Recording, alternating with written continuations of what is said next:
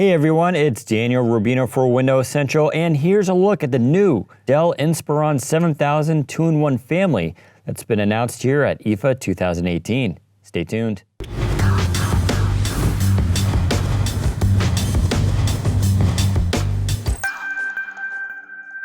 The new Inspiron 7000 2-in-1 family combines performance and premium design with a cool brushed aluminum body.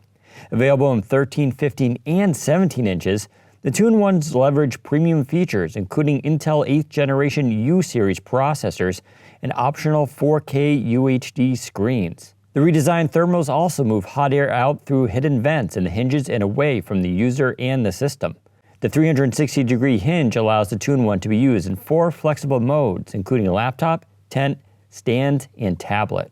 The 13 and 15-inch versions have 3-sided narrow borders thanks to a new 2.7mm miniaturized webcam. Plus, the 15 and 17-inch versions offer optional NVIDIA GeForce MX 150 to boost those graphics, as well as optional Intel Optane memory to increase single drive performance. A USB Type-C port in all sizes supports DisplayPort and power delivery, meaning that with just one cable, the laptop can be connected to a compatible USB-C dock to support an entire desk-based, home-based office setup. Draw and write naturally in the 13 and 15-inch with an optional active pen designed to sketch, take notes, or write seamlessly and comfortably. The 17-inch comes with a number pad for easy number crunching. And for transferring photos from your camera, both 15 and 17-inch models include a full SD card slot, while the 13-inch one makes do with a micro SD one. You can log in with just one touch using Windows Hello and the included fingerprint reader on the power button.